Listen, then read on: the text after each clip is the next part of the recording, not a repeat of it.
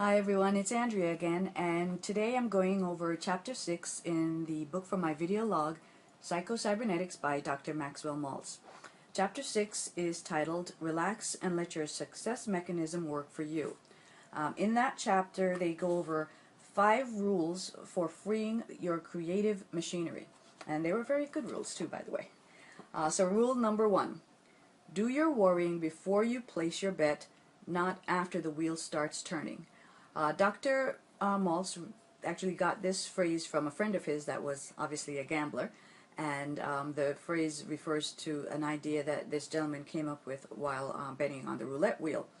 So even though Dr. Maltz had presented the idea previously, it didn't really sink in until the gentleman went to this casino, and I guess he had an aha moment while looking or placing his bets. So basically what that means is, once your bet is on the table, there's nothing much you can do about it. So it of course, as I say, it doesn't make any sense to worry about the outcome after that. If you want to worry about something, then do all your worrying before you've placed your bet. But what you do is you research whatever decision you're trying to make, and make sure you gather all the information you can possibly gather on it so you can make a really informed decision. So that if you choose to go forward with your decision, it's from a place of more confidence. And also, if you decide not to go through with it because of the information you've gathered, then you're also operating from a place of confidence.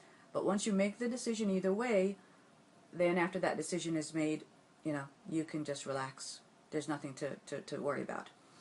The second rule is form the habit of consciously responding to the present moment. And that kind of sort of goes along hand in hand with the first rule. So basically, the creative mechanism can't really react successfully to what may happen, but to what is happening.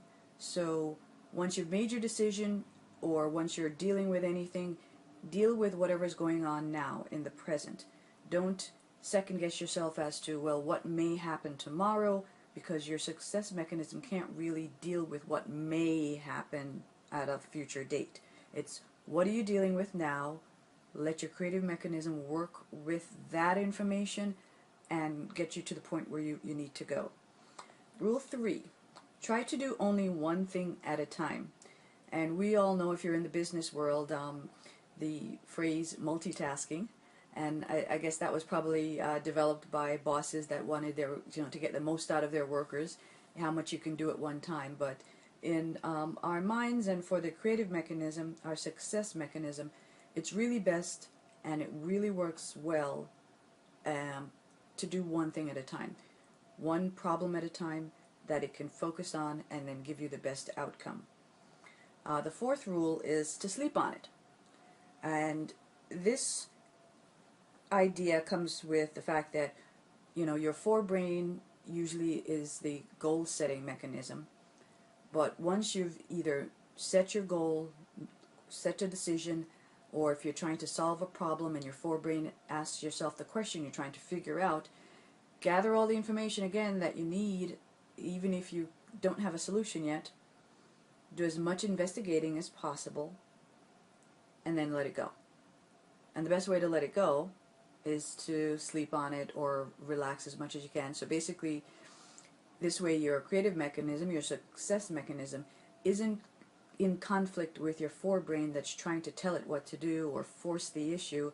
It gets to work on its own without any interruption, and in sleep that's the best way. And then the fifth rule is relax while you work. In the previous chapter he had discussed taking time out to relax and contemplate what your future self should be like, and they had exercises where you relax your body by either visualizing yourself as either a puppet where your strings are barely attached and you're just lolling. And if you can remember those instances where you're at complete relaxation at different times during the day, it helps to alleviate some of the anxiety and tensions that we all have and the stresses that come along. And of course, if you can remove those stresses and anxieties from your waking time, then it really helps your creative mechanism to flow better and it won't hinder you. So I hope you got a lot out of that today, and keep reading the books. Please leave me your messages and your thoughts. I'd love to hear from you, and have a great day. Take care.